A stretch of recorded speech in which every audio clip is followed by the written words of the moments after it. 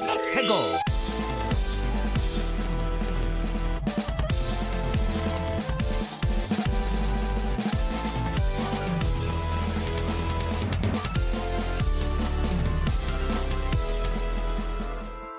Hello and welcome to another episode of the Ferret 64 podcast with me, your host, Yemmy the Ferret. Ferret 64 is, of course, the one-stop shop for video game news, occurrences, first impressions, and so much more. And boy, howdy, do we have those concerning news articles today. I don't believe there's anything in the coming soon section. I kind of just smashed them all together for that. But on the bright side, we do have more Sonic games to talk about, and I've been playing more Death Stranding 2. But we're going to start off with the unfortunate news this week. So let's jump right into what's in the news.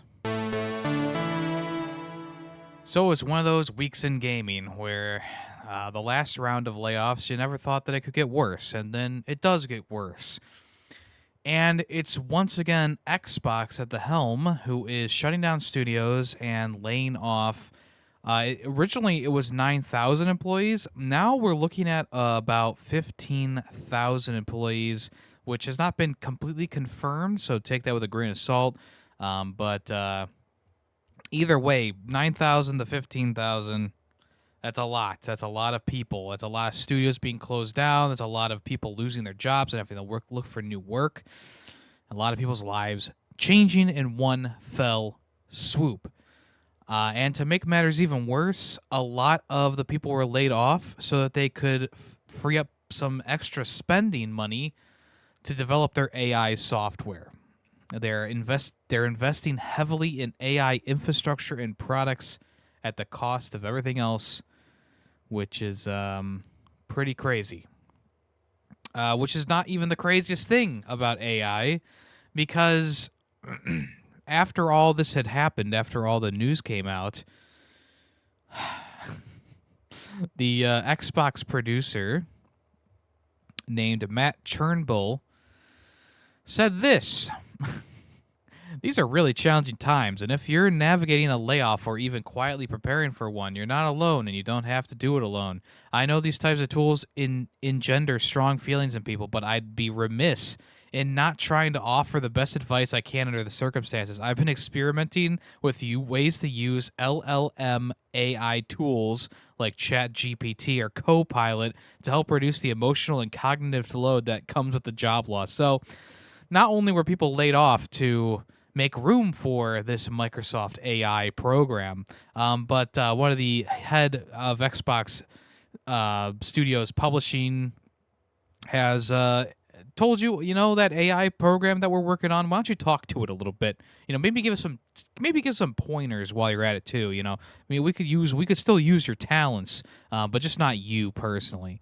Which obviously didn't go over well with the gaming community at all. The rest of the stuff he said that doesn't really fucking matter. That was the main thing right there that kind of set a lot of people off. So what studios were closed down? Well, one wasn't closed down, but Rare did lose a large group of people, and the game Everwild, which was in production for several years now, was canceled.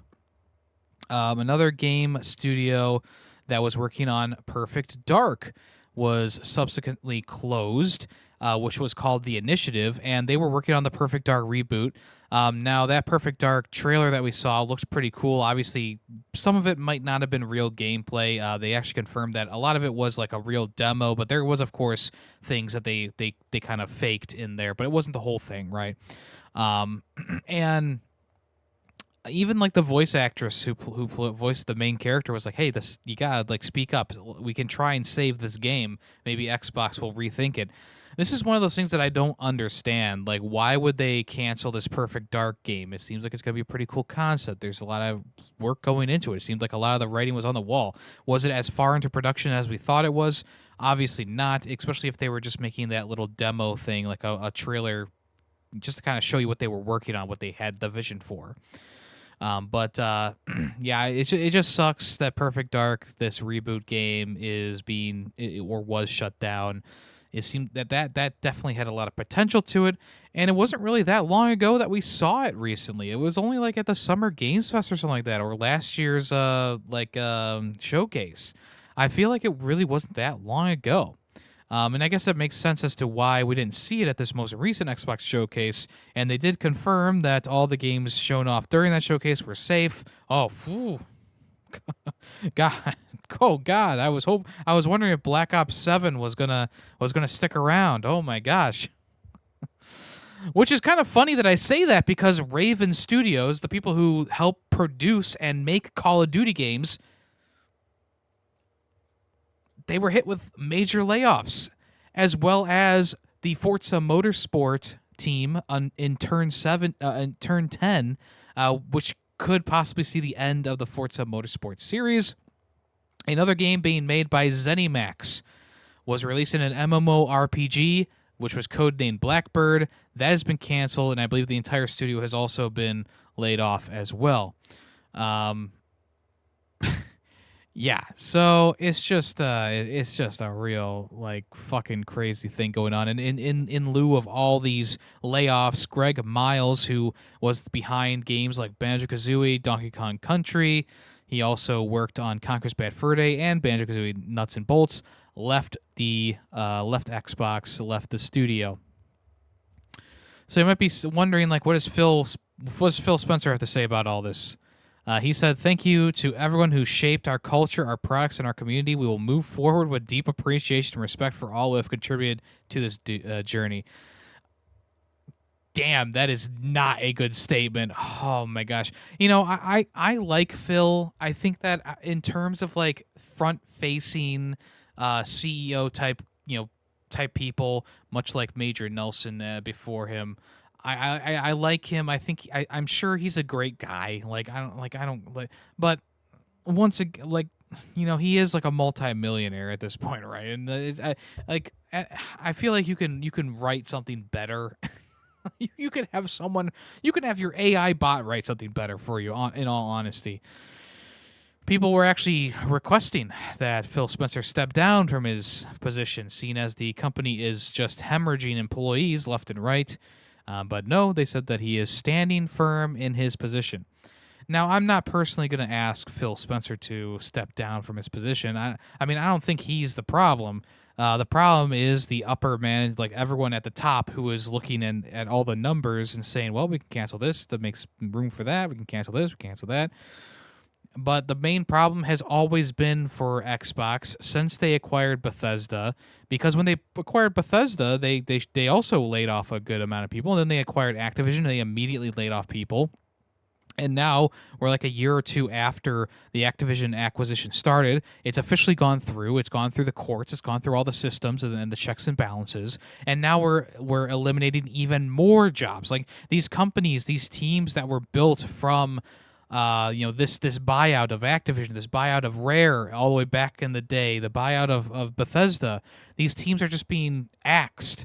And, you know, at one point you looked at Xbox and you said, wow, look at all these studios that they've acquired. They're talking about reviving Guitar Hero and Tony Hawk and blah, blah, blah, blah, blah. Like, we can go off on all those different tangents. At the end of the day, did they deliver on any of those promises they did at the beginning of this whole acquisition? And I think no. I think that in terms of like game value and what they've been putting out recently, has anything even been nominated for a Game of the Year? No. And I think Starfield even was like expected to be, but once people played the game, it was like, well, it's not really Game of the Year material. Like, it's fun, sure. Like, there's some things to like about it, but that's not a Game of the Year contender. And I look at the games that came out this year even, and it's like, even though I really enjoyed South of Midnight and a bunch of these other games that came to Game Pass and whatnot. I guess Doom is probably the best thing that's come out of Xbox in the recent years, in my opinion. But they really haven't been producing the hits like you would expect them to.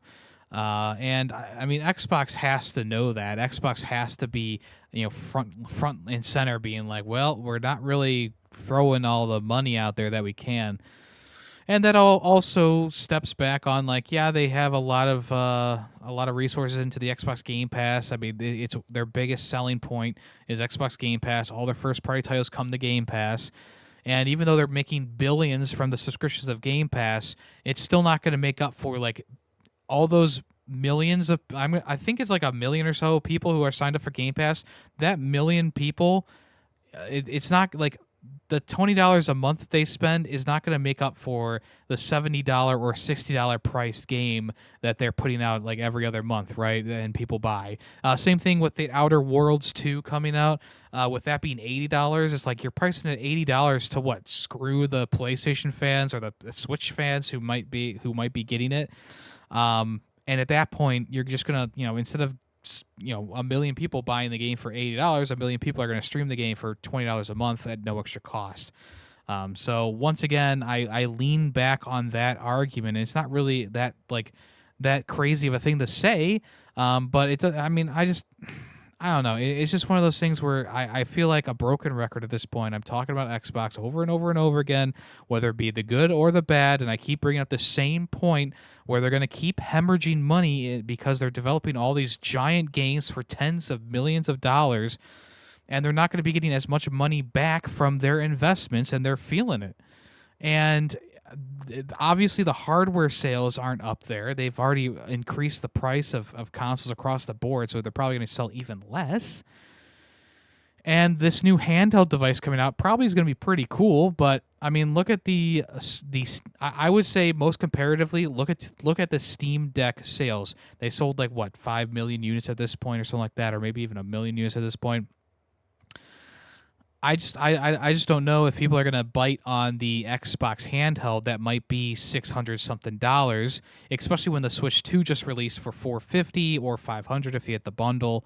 I just don't see it being super lucrative for this handheld. Now, if Xbox was like PlayStation, who are selling consoles at a steady rate, and they have, and they want to do a handheld peripheral, much like the PlayStation Portal, but something that's more like the Xbox, the Rogue Xbox Ally, I feel like PlayStation would be able to move more units in that case because they have a history, one, with handheld devices, and two, the consoles have sold really, really well, and I think that people are willing to spend more money on the PlayStation brand because they're putting out these AAA games that are worth the $70 price tag for the most part.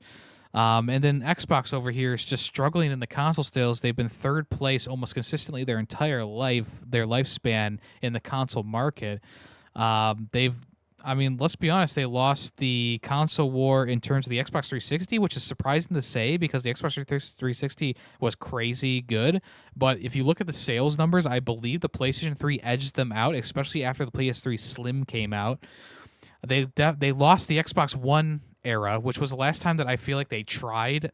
They tried to put out the best first party releases they could. They tried all this different marketing strategy with the console and stuff like that. The console war was there for a little while, but the PS4 definitely took off and broke away from the Xbox One. And then with the PS5 and the Xbox Series X and S, the PlayStation 5, of course, blew them out of the water. And I don't really lump Nintendo in with these other two companies because PlayStation and Microsoft have been butting heads for quite some time. But Nintendo has always kind of been there doing their own thing, whether it be the Wii U, the Switch 1, or the Switch 2 now. They've kind of always been doing their own thing and not really lumped into the entirety of the console war. Like when the PS4 and the Xbox One were dueling it out, like the Wii U was just kind of like, yeah, we're here. And it didn't really, it didn't really make an impact. And when the Switch came out, you don't do you lump the Switch in with the PS4 and the Xbox One, but you also have the Wii U in the same era? It's just really weird. Look, all these things that Xbox was saying, the "oh woe is me" back when they were acquiring Xbox, is all true. I mean, it's literally all true. They are the worst in terms of console sales. They're behind in making games, like games that are award-winning. Like, do they look great? Do they play great? Sure, most of them do. Some of them don't, but most of them do. but they're also like third in just like player base as well. I'm pretty sure. I think more people are playing PlayStation and Switch or Nintendo at this point than anything Xbox related. And even though there's a lot of people with Game Pass, I feel like a lot of those people have Game Pass on their computers and not so much on an Xbox console at this point. My Xbox Series S is just collecting dust downstairs. I don't think I powered that thing up since Elden Ring came out. I think it's been so long. And it's unfortunate, and all this to be, all this loops around to like, yeah, these layoffs, they are happening almost like clockwork at Microsoft. I feel like the last big round of layoffs was from Microsoft as well. Like, we haven't heard anything from Ubisoft or EA in quite some time, which is kind of scary in my opinion, because that means maybe we could be getting another giant fucking wave of layoffs from those companies as well. But I guess we'll have to wait and see. It's also funny because at the same time, Nintendo is like exploring ways to make development time shorter in terms of like, making some smaller experiences for their developers, the counter the rising cost of development and stuff like that. So it's just kind of funny that Nintendo is doing everything that they can to keep their developers happy and their developers around. But if you look at Xbox, they're like, oh, developers? Yeah, you mean the Expendables? Unbelievable. So yeah, that's pretty much the gist of it there.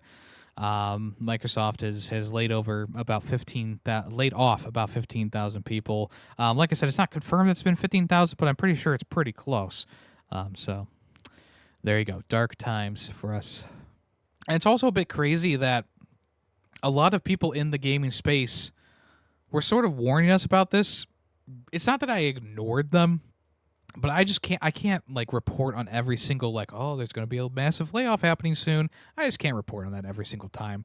But people like Jason Shearer and Elena Pierce both were pretty adamant that that these layoffs are about to happen from a major studio in quotation marks, and it was Xbox. Who could have guessed? All right, 1 million people have signed the petition to stop killing games. This is a petition for online-only experiences to have some offline content or offline content to play, so that if the servers do go down or if the game stops functioning, you will still be able to play said game. There are plenty of games now that are virtually unplayable because the games only support online only. They need to have an online connection to play. Now, I don't think this is feasible for every single game out there, but there are a lot of games that are kind of multiplayer adjacent. Like your Suicide Squads or your Skull and Boneses and stuff like that, where it's a multiplayer experience for sure, but you can also play it solo, and and there's lots of content in there that doesn't really need to have an online connection, like a raid or a boss fight or a story path. So this petition is to essentially try and get the EU, because this is an EU thing, so I can't sign it myself, but this is an EU thing where they're trying to get the European Union to regulate this thing, make sure that video games, specifically those that are online only experiences, they're trying to make it so that the developers will have to put in some sort of offline features, or if the game is going to be in a sunset mode where they're shutting it down, there has to be a offline mode, much like they did with Suicide Squad, where the game isn't going to be around forever, right? But they added this online content, this online server, online stuff, so that you can still play it even if the servers go down. So I think this all started when The Crew was shut down. This was a pretty big racing game. Project Cars was also another big one as well, where a lot of people played the games and a lot of people enjoyed the games, but you try to go back to it 3 or 4 years later and it's already been shut down and gone. You think about games like Concord and stuff like that too, where you lose a lot of money there if you buy the deluxe edition or you buy like the $60 edition of the game, and in a year's time the game is already gone, it's shut down and unplayable. So if you want to sign the page, you just go to eci.ec.europa.eu, and you can search for the Stop Destroying Video Games or Stop Killing Games initiative to help out with that. Like I said, if you're not a part of the EU, I don't believe you can sign up for it. You need to be a European citizen. But they also asked people to not sign up with fake accounts or multiple times. If you put like a Bugs Bunny signature in there, it's not going to be counted. So even though they did reach over 1 million signatures, kind of like a couple, hours later, they were saying that they lost about 250,000 sign-ups because people just were either signing multiple times or just putting junk in there. And this is a very serious website, so you can't put Joe Mama in there with the address of 6969 Your Mother Lane. You can't do that. You have to put in your actual information because this is actually a serious website. And the Americas also have a similar thing, which is like change.org or something like that, where if you get enough signatures, you can have like the president or the Senate look at the bill or whatever you're proposing. I believe back in the day when Obama was president, we had to get an official statement from Obama that he would not make a Death Star because of that petition, which is kind of humorous, kind of funny, but obviously wastes a little bit of the government's time, though their precious time. But yes, so yeah, Stop Killing Games. It seems to be going pretty strong right now. They're at 1.1 million signatures. But once again, please do not sign this petition if you're not using a genuine account. You need to genuinely sign up, because then that'll make maybe some change. And there's already been some pushback on this, not only from like personalities out there, but also from the European government themselves or the unions themselves, saying that it's just not feasible to regulate every single developer, every single thing. Like you have millions of Steam games coming out every year, and a lot of them probably are like online only experiences. Like Among Us is even one of those ones where it's an online only game pretty much. There's really not much offline content. So are you going to force the people of Among Us to make an offline mode? Same thing with like Phasmophobia or Repo or whatever. Take a drink, Maztec Gaming. Because those types of games, like once their servers get shut down, you can't. I mean, a lot of them you probably won't even be able to boot past the main menu, which is kind of annoying. But that being said, we'll see what happens with this, and I will update you all if anything comes of it. But what would I like to see out of this is a good question. I'm talking to myself right now. That's a good question, Yemmy. I think that I just want to see some sort of regulation. If it's going to be a big game, like I think indie developers can be exempt from this, but if you're a AAA studio or a AA studio, I feel like if you do something like Skull and Bones and you're making it a massive multiplayer game, I think there does need to be some sort of check and balance in the background where it's like, okay, but if we unplug the Ethernet cable from this person's PS5, can you still play the game? And if that's not the case, then I think that's when the European government should step in and say, hey, you need to put offline content in this game. You're selling it for $70 fucking. Now, that's not, the Prime Minister of, I guess the UK is not a part of the European Union anymore, but whoever is not going to actually say that verbatim. But I think that would be the best course of action at this point. A game like Marvel's Avengers or Suicide Squad: Kill the Justice League or Helldivers 2 or whatever will not be able to be shut down completely forever because of the fact that there will still be content in the background in the offline modes. You'll still be able to play the game as it's intended, but just not online. And I feel like that is a great start for this whole thing. I think that's what I really support here, of course. And almost like clockwork, EA is shutting down Anthem. Now, a lot of people were saying, oh, I didn't even remember Anthem was alive. I didn't even remember Anthem. I thought that it was already shut down. And I look at you and I say, yeah, I also thought that it was already shut down at this point. I mean, this is a game I haven't thought about since like 2019, when I played however much I played of it. I remember Anthem having some cool mech combat. Like I enjoyed the mech suits. I thought that was a good idea. But I think the story, the open world, the multiplayer aspects, the always online aspects didn't really pan out, in my opinion. I thought that, because this is coming from BioWare. They made Mass Effect and Dragon's Age and all these like heavy story games, and Anthem comes around and it's just like an eye-rolling experience. There's no real character growth or development in there. All the characters are bland, and there's not much going on. And of course, that made it so that I didn't really want to play through the entire game. So before I even got around to playing through like the second half of the experience, I ended up uninstalling it and selling it for as much money as I could at the time. Of course, nowadays I wouldn't do that. I do tend to keep hold of my games no matter how bad they are.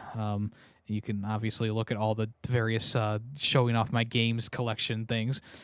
But yeah, so let's get back to the point at hand. January 12th, 2026 will be the last day you can play Anthem.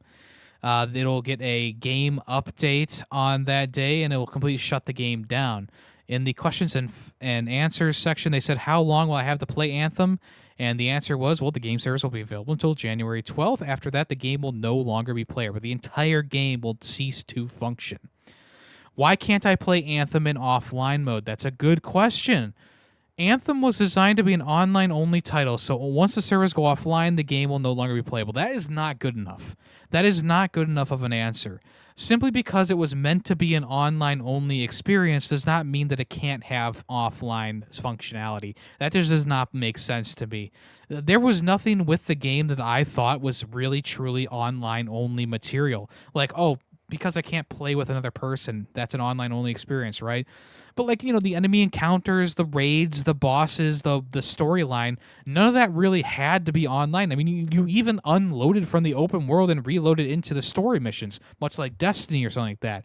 So, I mean, it's just a BS answer right there. They're just not willing to put in the time and effort into a game that obviously didn't sell very well, obviously wasn't very well received. They're just not willing to put the time and effort into it to update it to make it to make anything offline or accessible offline.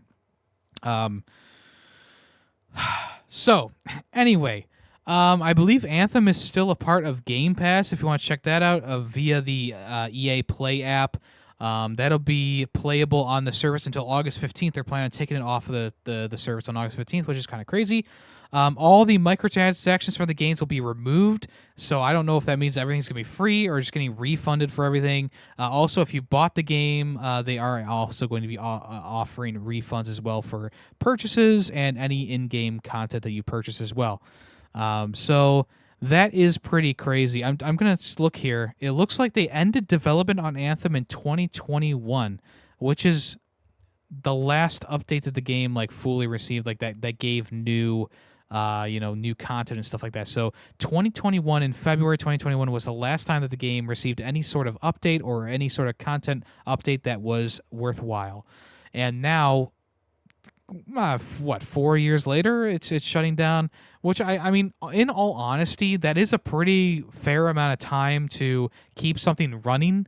They can expect to see a bump of people playing the game now that the servers are going to be going offline. People going in to maybe pick up, see what they're missing, or try and get it off their backlog before it's extinct. Me personally, I'm probably going to be playing this game after our Sonic Summer event. I'll check it out on stream, and we'll see what happens. But I mean, look, I never got around to finishing the game. I don't know if I need to finish the game, but I think I'll try to do something at least, see what it's all about. And yeah, that uptick of player base also, people just returning to the game being like, oh, I had some fun with that. I mean, they're shutting down the server, so I'm going to go check this out. But for me personally, it's more of like it's been on my backlog, it's been on my trophy list. Might as well at least see it through at some point, you know. But yeah, once again, if you didn't know that Anthem was still alive, it is, but it's not going to be for so long. All right, there was a Bandai Namco summer showcase this past week, and let's go over the announcements. First up was My Hero Academia All's Justice. This is going to be like a fighting game, kind of in the same style as possibly like a Dragon Ball Xenoverse type thing, where you are doing these like 3D battles. If you like My Hero Academia, it looks like everyone's there. I don't really know too much about this franchise, but I'm sure there's going to be a lot of people who are excited for that. They did not give a release date for it, but I can only guess it's going to come out in the near future. Code Vein 2 had a development update trailer. This is the anime Souls game, as you remember from back in the day for the first game. This one, They changed the style just a little bit. It kind of looks more like the first Berserker Kazan, in all honesty. Looks like they made it a bit more serious and not as flashy, but there's still a lot of like flair to the game, of course. And in terms of like Code Vein 1 to 2, I'm sure that they're both going to function relatively similarly. Now, I didn't really play Code Vein 1, so I don't really have any thoughts about this. But if you want to check it out, the trailers, of course, on Bandai Namco's YouTube channel. A game called Tawa and the Guardians of the Sacred Tree is coming out September 19th. This is like a top-down MOBA type experience, I believe, where you play as these kind of weird little characters fighting through groups of enemies.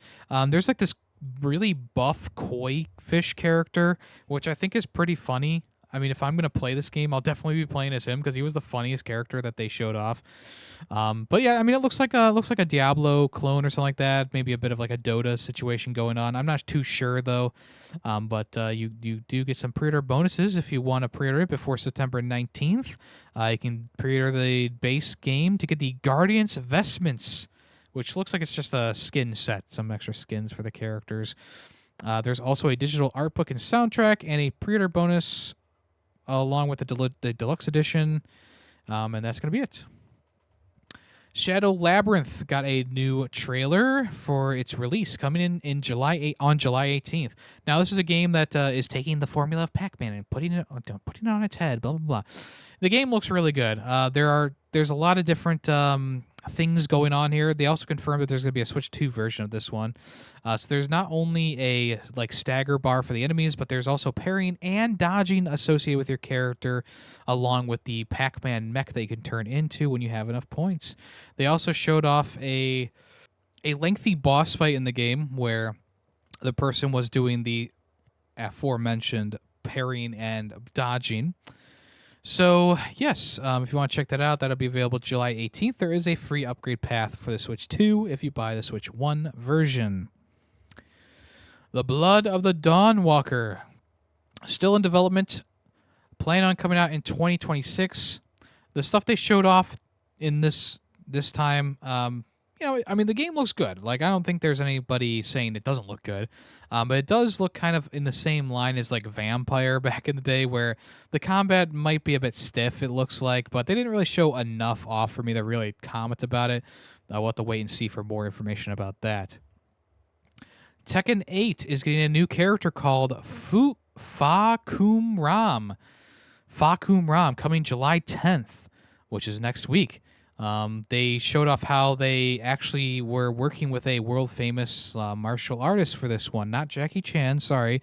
But they also made sure that all his tattoos and his form was correct for his descent, I guess you could call it. But yeah, they got a world-famous like Japanese MMA fighter to help choreograph the moves for it and actually put him into the game. And then they showed off a little bit of the gameplay. This guy is ripped to all hell. He also has veins all day. He definitely needs some water. Give this man some milk. You can play this character early access on July 7th or officially release on July 10th. One of the first new characters from Season 2.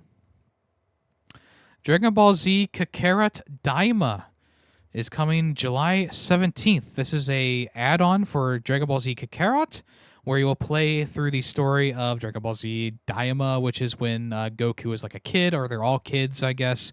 And yeah, this one's part 1, so that obviously means there's going to be a part 2 launching sometime in the future.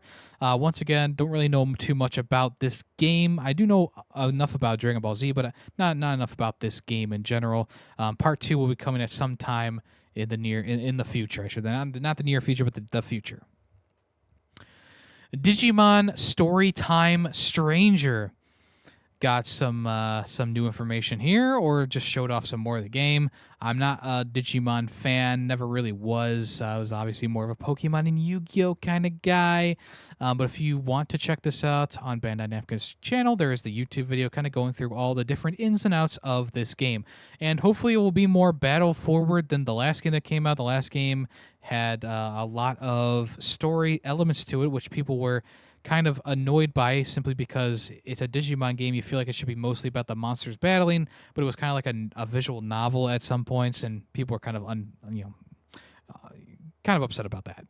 This is supposed to be coming October 3rd, and that is it. Yeah, I mean, I don't really have anything to say about this. I'm not going to give it like a rating or anything like that because I'm just not interested in really anything that was shown off here. But I'm sure there's a lot of people who were excited about things, and for that, I am happy for you.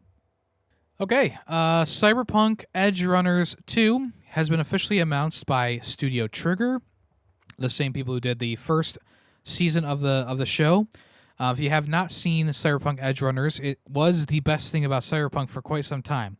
Was this anime that came out? I believe it's on Netflix, and the story was great. The characters were great. I really enjoyed the visual style of it. It started off a bit rocky in my opinion with that first episode, but it quickly picked up from there. And I felt like after that first episode, it just really became a standout in the world of anime. And now officially, Edgerunners 2 has started production, which is kind of crazy. I mean, the original Edgerunners came out, I feel like it came out like 2-3 years ago at this point. You feel like they would have greenlit this a little bit sooner, but I guess not. But right now, they're just calling it Edgerunners 2. Not sure if that'll be the official name when all is said and done, but I am excited to see more about this because I was a fan of the original anime. Oh, excuse me, the original anime. So, yeah, there you go. Edgerunners 2 in development. Helldivers 2 is officially releasing on the Xbox in August. That's right, August 26th. You can sink your Xbox fan teeth into Helldivers 2. They did confirm that it is not coming to Game Pass. I don't know why it would be coming to Game Pass. I don't know why people thought it was going to come to Game Pass. I don't know. This game is still published by Sony, even though they bought the rights to their own IP and they're able to fund their own next game. Helldivers 2 is still owned by, the publishing rights is still owned by Sony. So I don't know why anyone thought that this was going to come to Game Pass. That is just a stupid idea. But in August, you'll be able to play Helldivers 2, and there will be cross-play. They have not confirmed that there's cross-progression. I feel like there is going to be, but at this point, it's just cross-play will be enabled, and it will be for $40 on the store.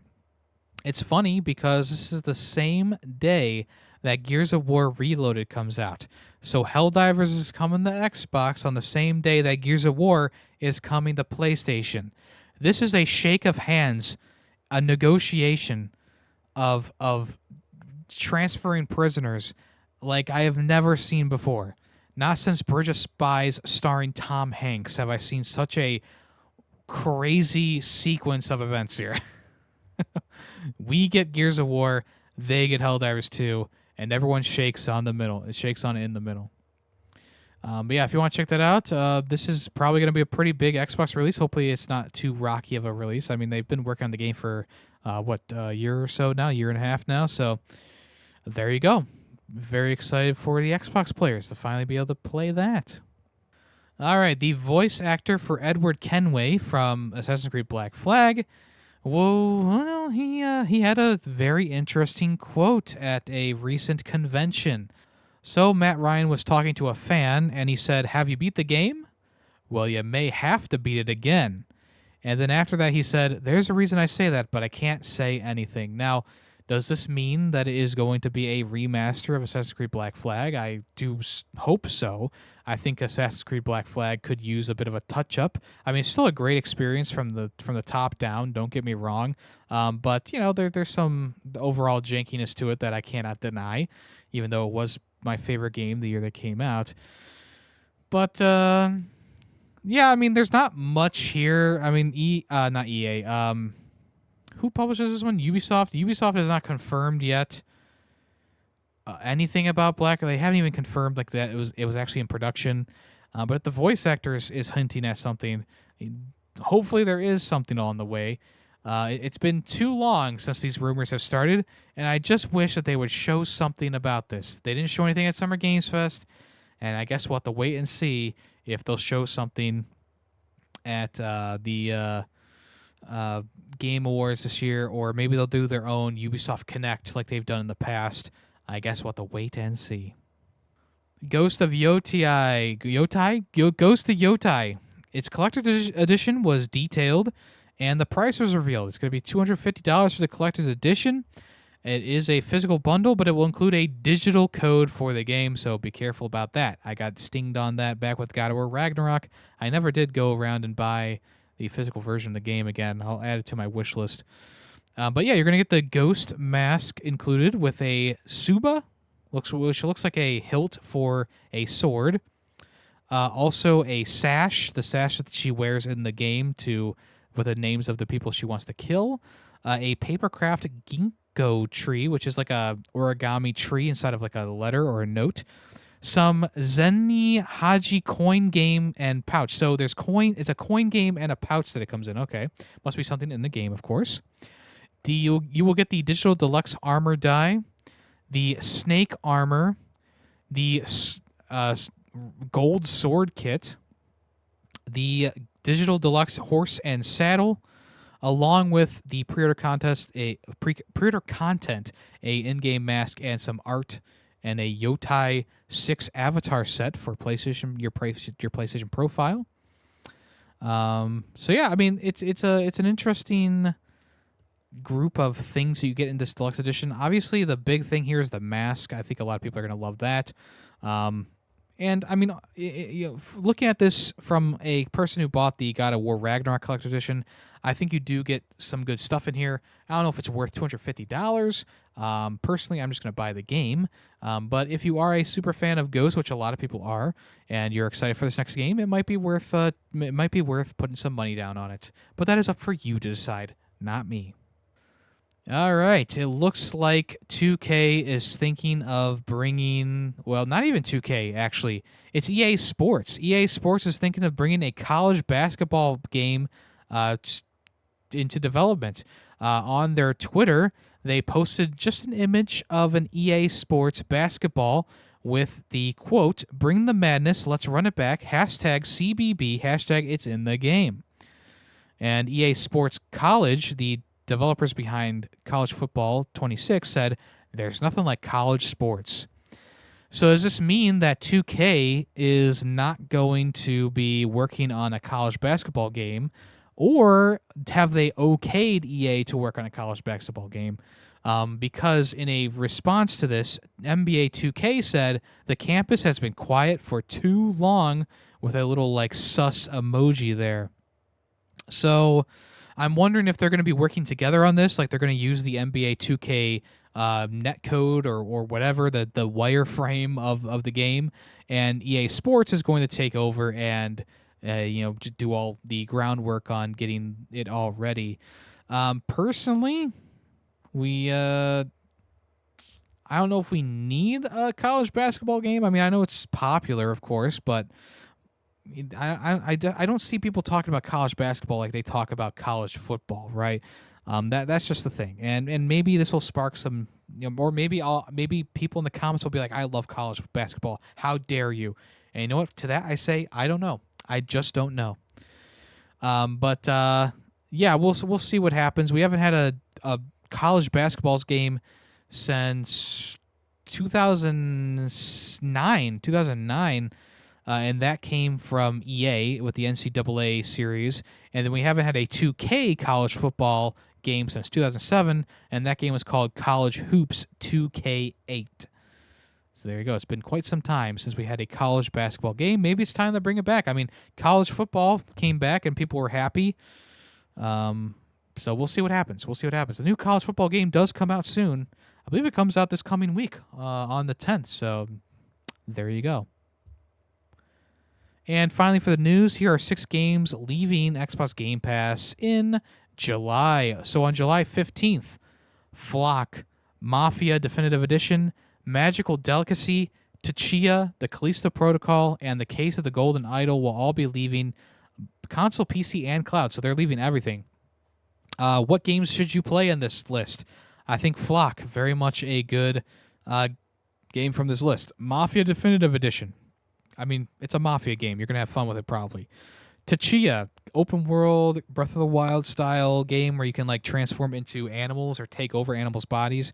The Callisto Protocol. I know. Oh, Yemmy recommended the Callisto Protocol. It's a light recommendation, play it because the graphics are top tier and the story is pretty good.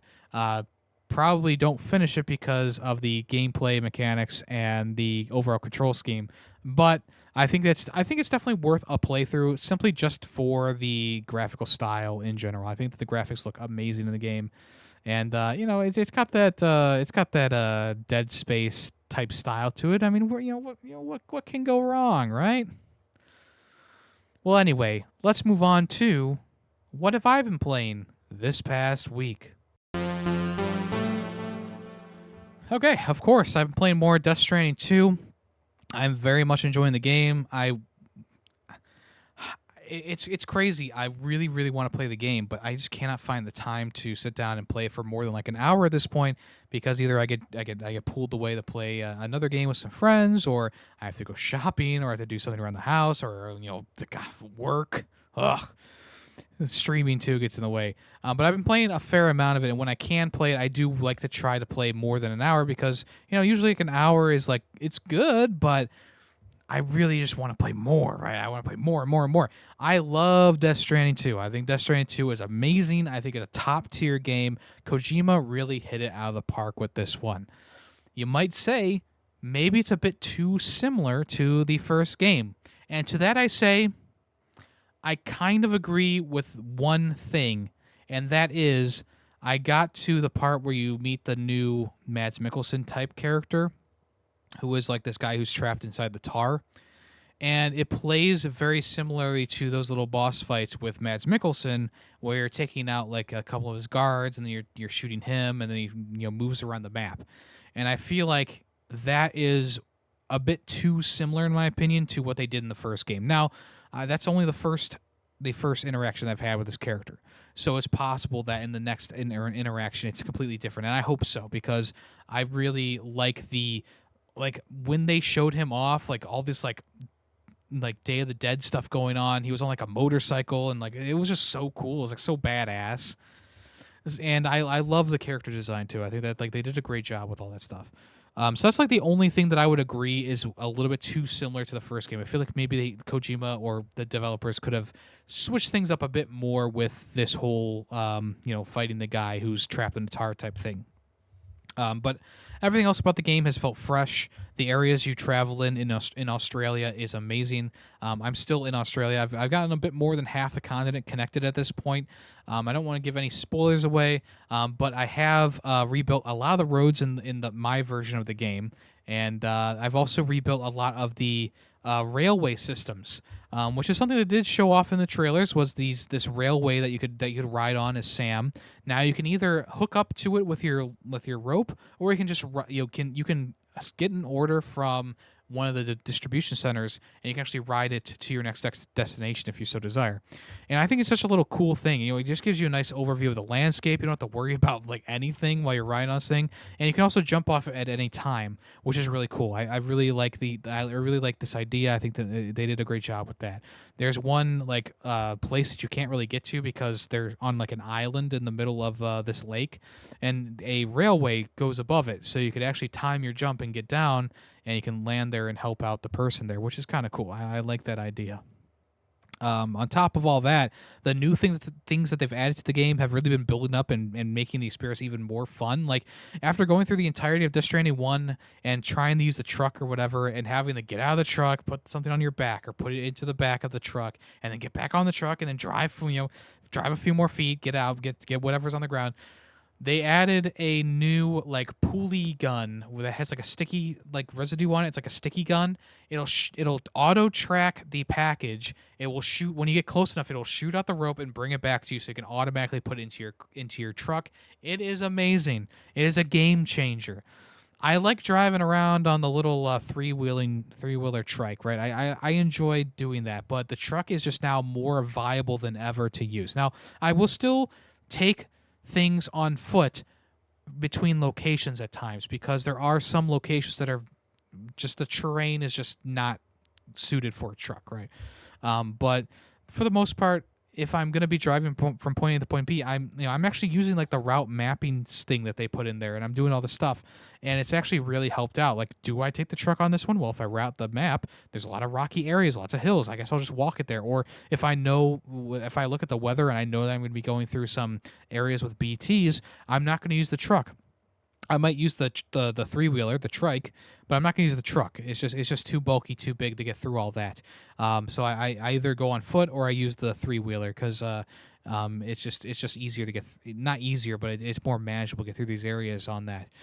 So not only that, but the story has also been amazing. I'm enjoying all the new characters that they are throwing in here. I'm enjoying the idea of using this the Magellan to travel through the tar, this like submarine type thing, to travel through the tar and pop up at different locations. I haven't really even been using that thing, the fast travel. I went back and forth between Mexico a couple of times, but for the most part, I'm just doing things on foot like I normally do. And it's like it's nice to have it there and to fast travel if I need to. But I'm not one to just like do that, especially with a game like this where it's about the journey. It's about taking the packages from point A to point B, and it's about getting over the odds, right? So call me what you want, but I don't really use the submarine unless it's like a part of a story mission. That being said, the story missions have been great. The encounters have been really cool. There's a couple boss fights that I've done so far, and they're really cool.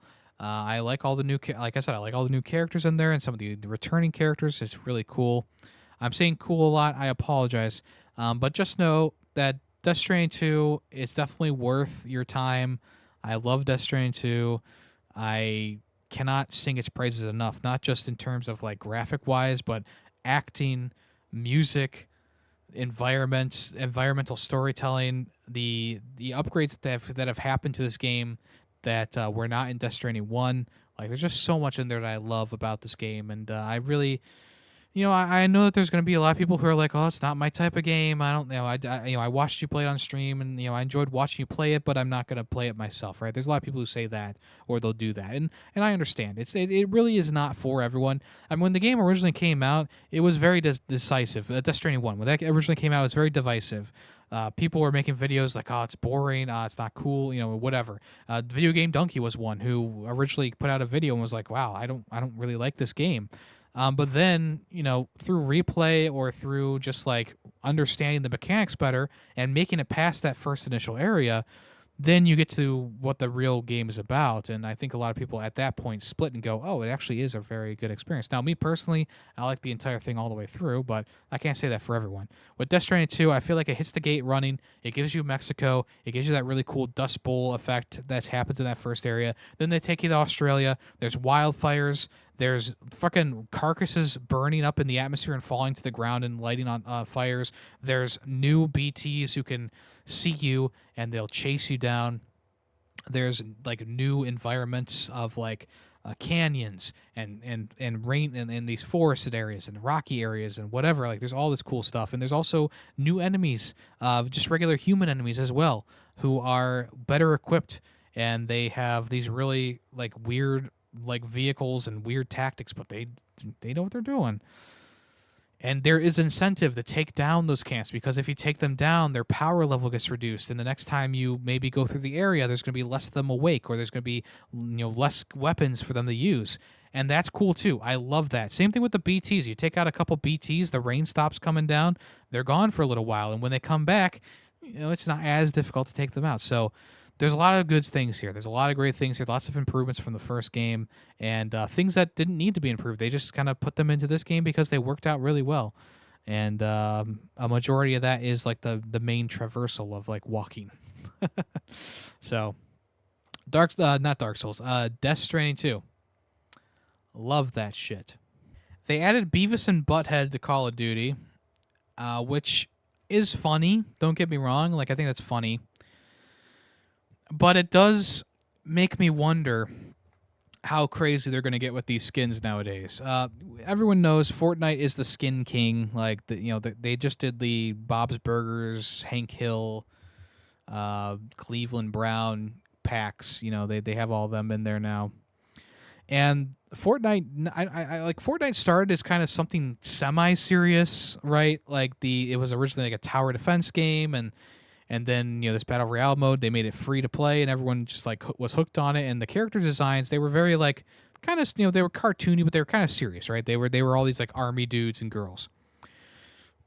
Call of Duty, especially recently, has been shifting more towards that angle of we're just going to make these wacky outfits. Doesn't matter if they are generated by AI, I guess. But they're going to make these wacky outfits, and they're going to, you know, sell them for egregious prices. I mean, you got the Teenage Mutant Ninja Turtles in there. You got Beavis and Butthead in there now. You have these skins that are so colorful, and they make you stand out on the map, and you can get sniped. Beavis and Butthead in general have bigger heads, which means that headshots are easier on the characters. It's kind of crazy, but if you look at someone with a Beavis and Butthead outfit on, and they're laying down, their head is like giant, and you can just see them from anywhere on the map and just shoot them.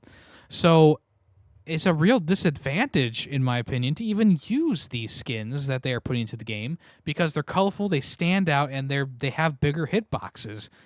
And it just boggles my mind. It's like Call of Duty used to be like the boots on the ground, super serious shit, and then it was like, I mean, it's Black Ops 6 that's really done it, where they've gone into like the most absurd costumes. It's like I'm not like super complaining, like not that much, but I am going to complain a little bit because it's getting kind of ridiculous. I mean, you have a fucking like lava lamp character, and it just looks ridiculous in the game next to the guy who has a bag over his head and a bullet hole through it. Like, it's just like, choose a lane. In all honesty, just choose a fucking lane. Don't pull into these different trends. I mean, I feel like they're already making enough money from not only the season passes but the other skins in the game. I don't think they need to put in, these weird, super colorful outfits that make you stick out like a sore thumb. And that's really that's really the main thing there. Like, the Beavis and Butthead things are funny and they're fun, but I don't think I don't think they need to be skins. Like, maybe make some emblems, maybe make some special emotes for them, which they did. But I don't think Beavis and Butthead need to be in the game. I don't know. Am I still playing it? Yes, but I think that season 4 is probably going to be the last season that I buy. I'm just not feeling it. I'm not feeling too much anymore. And I know Callus is probably out there going, see, even Yemmy is not feeling it anymore. To be fair, I still enjoy playing the game, and I'll probably keep it installed for a while. But it has reached that point where I don't feel like spending money on it anymore. Like, I'll still play a couple rounds here and there, especially now that I have the season pass. I've been playing a lot more of it recently. But once the season is up, I may not play too much more. Like, in terms of like buying it, I mean, I'll probably play more, but I don't want to buy anything more for it because I just feel like at this point I'm either I'm not going to finish the season pass, or I don't know. I'm just not going to finish it. I think that's the main thing right there at this point. So, I mean, even though season 4 is fine, I like the things that are in there. The new guns are pretty cool. The new skins and stuff that they put in there are pretty cool. I'm just like, I just feel like maybe I shouldn't be paying the money for these things anymore. But we'll see what happens. I mean, by the time season 5 comes around, that'll be the last season before Black Ops 7 comes out, I'm pretty sure, because this season only has about 30 days left, which will put us into August, and then I'm guessing the new season will start probably almost right away, and that'll take us into September, October, and October, I believe, is when the game's supposed to come out, so there you go. All right, I played and pretty much finished a game called Warm Monkey. And I was really hoping for this to be like an indie gem, to pick it up and be something that not a lot of people are really talking about and play it and enjoy it so much that I recommend it to everyone, much like I did with Arctic Eggs. In this case, though, Warm Monkey, I feel like it just is a bit of a missed potential type thing. It's very much set up like Frogger, except you're controlling these monkeys on a very large map. And the goal is to just kind of stay alive for as long as you can and discover as many things on the map as you can. And then eventually you discover everything, or you get to the bottom and you're done. The game just kind of ends. And the overall thing is like you're going through South America and it's very hot, and you need to make sure that you find places for you to wash up and keep cool. So you have like this hot meter that goes down or up. It goes to the red, whichever way that is. And if you go all the way down, you lose. Of course, you lose. You lose the game. Of course. Also, if you lose all your monkeys, you lose too. Periodically, more monkeys will spawn. I believe up to 10 monkeys can spawn to be following you. And if you die, then you can kind of take over the next one. So if you get run over while crossing a street or jumping off of a tall building, you can just kind of move over to the next monkey. But that's pretty much it. There's no collectibles really in the game. I mean, obviously you find different locations and get achievements for them, but it just kind of felt a bit hollow in my experience, or in opinion. I just felt like there really wasn't much going on in this game other than the vibes are kind of cool. I think I like the pixel art graphic style. I thought that the soundtrack was kind of ear piercing at points. I call it ear rape. A lot of people do. And that happens when you're in the water, washing yourself off. It's just really loud, ear piercing sound. Same thing when you're by the road. It's just noise, and you can't get away from it.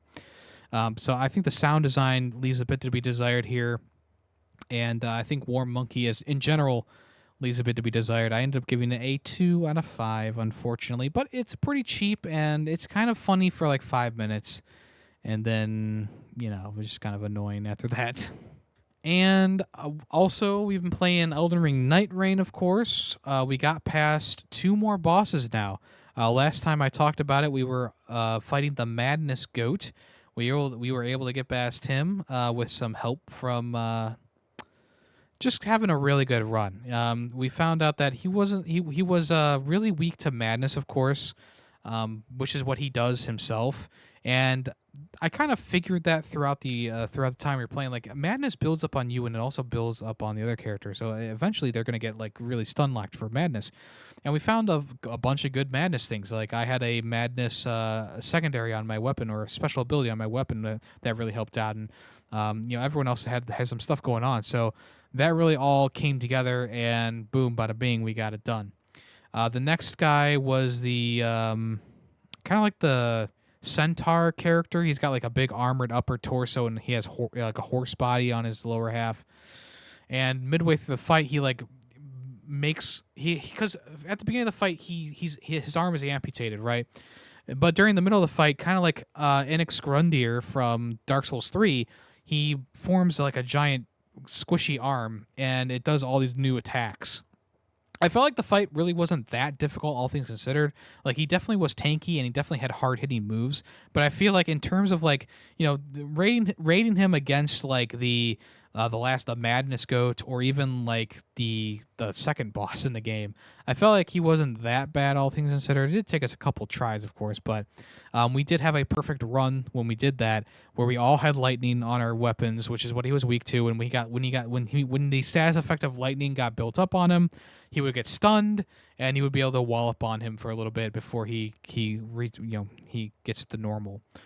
So that was obviously that was a very good run we had, and I'm interested to see where we go next. We're fighting the Ice Dragon, I'll call it, because I don't really know the names of the bosses yet. But we dipped our toe into the Ice Dragon, and it's a very tanky enemy, and I cannot wait to fight it again. Oh boy! We also tried the new purple boss, the raid boss, I guess you could call it, and that went pretty well until the new phase happened, where because the regular boss is the pest or whatever, and it has a moth and a caterpillar centipede type thing, and midway through the original fight, they form together and form a symbiotic relationship and fight together. And that's the way that the battle starts. And then you kill them both, and then a new red moth, energy moth, comes out and starts helping them and reviving them. And it's just it's crazy. It's absolutely insane. So we did not get past it, even though we made it pretty far into the boss fight. We did not get past it. But it was kind of interesting to try out. I'm sure they have one prepared for every single boss, because we've already had one for the Gaping Jaw. and one for the Pest now. I forget what the last one was. It might have been one that we hadn't done yet, but yeah, pretty cool stuff. And I mean, the game is still enjoyable.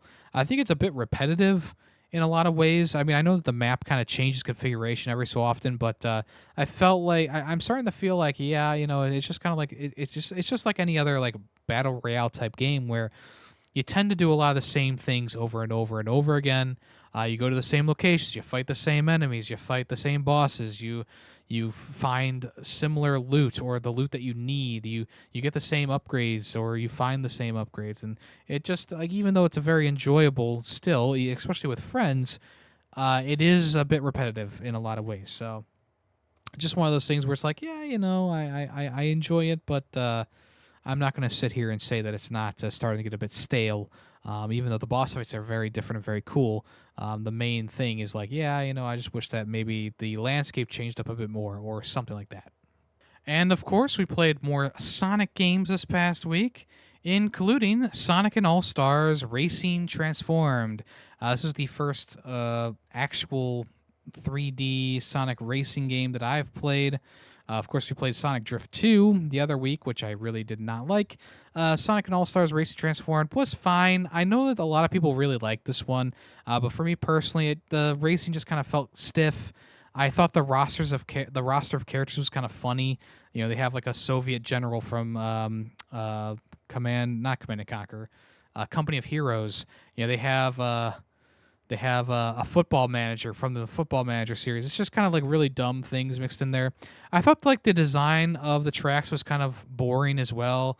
A lot of times you would kind of just race in a circle almost, and it just really didn't really sing to me. I thought that like the design of like the graphics and stuff like that, like the areas were cool. Like these Samba de Amigo areas were really colorful, and there's a lot of like really cool looking areas, but the racing itself was just not that much fun. So at the end of the day, I gave it a 3 out of 5, and I put it in the C tier.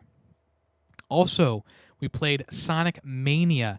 This is not my first time trying this game out. It came to PlayStation Plus not too long ago, and well, I guess a couple years ago at this point, and I tried it out then.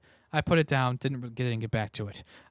Here I am a couple years later doing a Sonic marathon, and I honestly was kind of ho hum about the game. Even though I really appreciate everything that it does, and I think that it does a lot of things decently. The vibes were there, the music was there, the pixel artwork was there. It just felt all really like there was a lot of love for Sonic here. Characters coming back like Metal Sonic, and they had callbacks to like Triple Trouble and Sonic Chaos and stuff like that. And then, like all that being said, I just was not that into it. I just was really not feeling it. And they do a bunch of these like reimagined stages from past games, and it's like it's cool that they're bringing these things back, but honestly, the original form was just fine. Like, sure, there's some new boss fights that I enjoyed in Sonic Mania that maybe I was indifferent about in the past games, but I just felt like when they were doing the reimagining of levels, it was just like it just felt like a retread. And then when they did do new things, like even though they looked great and they played decently, I just thought like, yeah, I mean, it's just not there for me. Like there's this level where you're on Tails' plane and you're flying around, and that was fine. And then there's like this train that you went across, and then you fought like a boss on the plane and blah blah blah. I thought that was fine, but it wasn't anything that was like mind blowing or blowing me out of my seat. And the same thing can be said about a lot of the levels for this game. I thought they looked cool. The soundtrack was great. The pixel artwork is amazing. But I was just not feeling it. I was just not vibing with it. And I know I'm kind of in the minority on this one, but I ended up giving this one also a 3 out of 5 and a C tier as well. And then finally, we played Sonic X Shadow Generations, but we only played the Shadow Generations part, which is the added-on new campaign for the remaster of Sonic Generations. And I decided not to play Sonic Generations because we already played that game in 2021. We played the original version of it back then, and the remastered version is the same as that game. So, obviously the graphics are probably better and maybe controls a little bit better, but for the most part, it's going to be the same experience.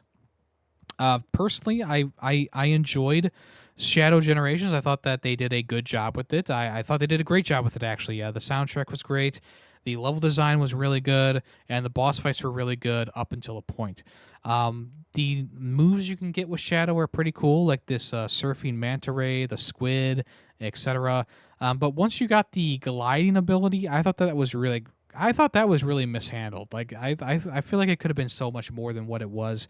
And then the final like set of levels and the final boss fight was just kind of like lackluster in my opinion. Like they weren't really my favorite thing ever. I know that they're harkening back to Shadow the Hedgehog on the GameCube and PS2, but in my opinion, it just really didn't work out for me in a lot of ways.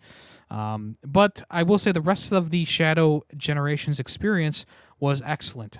I enjoyed a lot of it. I thought a lot of it was really fun.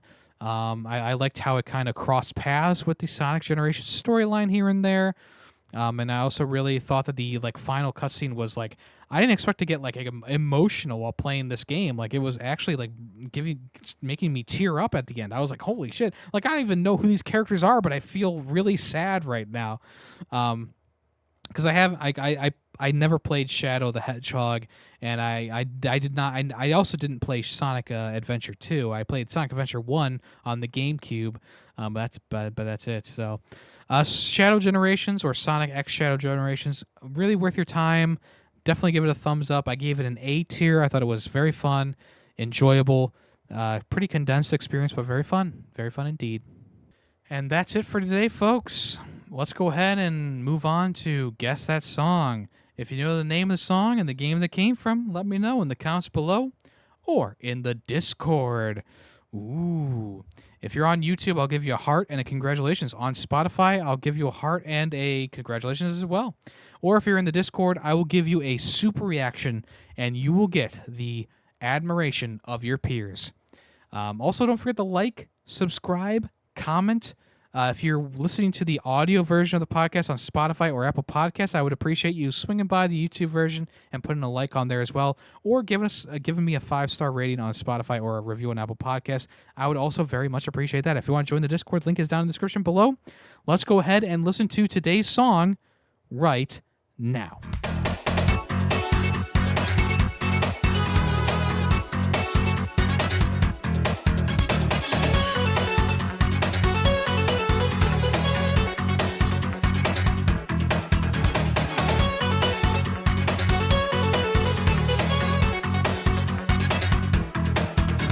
All right, if you know the name of the song, the game that it came from, let me know in the comments below or on Discord.